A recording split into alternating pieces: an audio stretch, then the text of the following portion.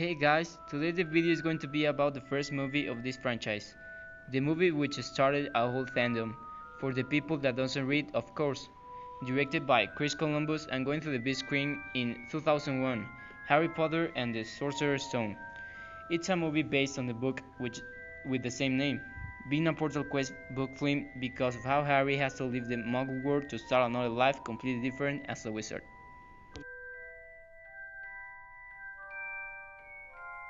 In the beginning of the movie, we see our beloved character Harry Potter, an ordinary boy for as far as we know, living with his uncle under the stairs in a horrible room of 1 by 2, and being the slave of him.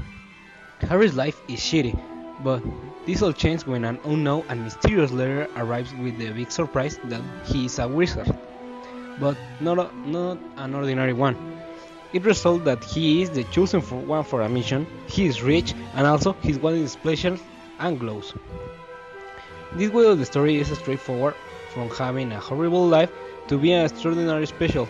It's great just for us, for the reminder that sometimes life can be bad, but there is always something good waiting for us in the end.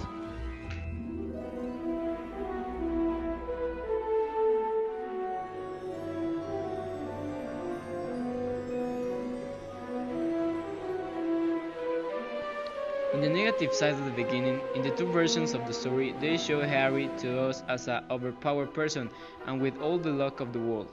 He's rich, he's the only person in the world that has survived an Avada Kedavra, the deadliest spell ever.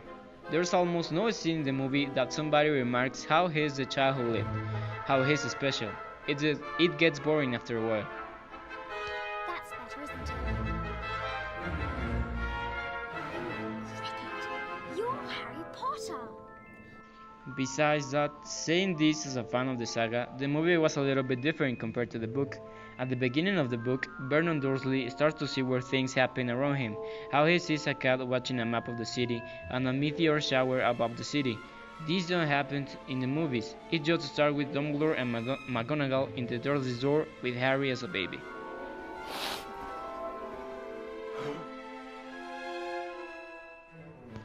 From the middle of the story, we left the world of happiness to enter in a stage of variety of emotions. We have action, sadness, joy, some laughs and some tears. This makes the story pretty digestible and kicks away the feeling of routine. First, and understand this, Harry, because it's very important. It is just a perfect environment that leads us to have feelings for the characters without knowing. From the battle with the troll in the ladies' room, where we see our first deep interact between the main characters, to the commotion moment when Harry sees his father's in the mirror. It just keeps the excitement of the story.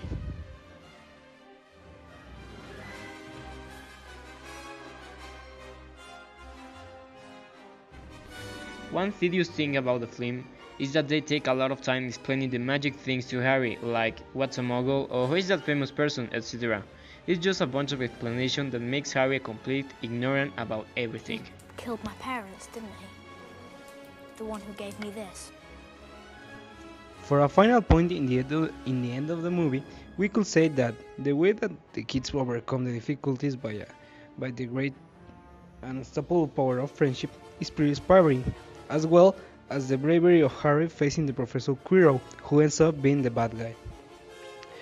On all this, with the conclusion of a happy ending, with our little Harry Potter being a hero and living to tell the tale once again.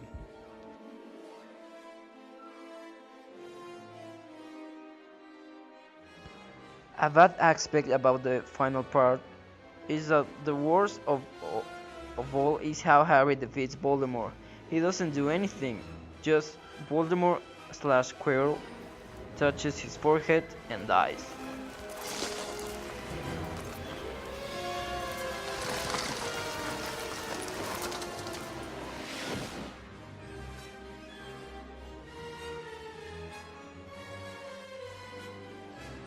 Based in the points that we have seen and the 80% that Rotten Tomatoes give to this movie, we give to Harry Potter and the Sorcerer's Stone a qualification of 4 of 5 yeses.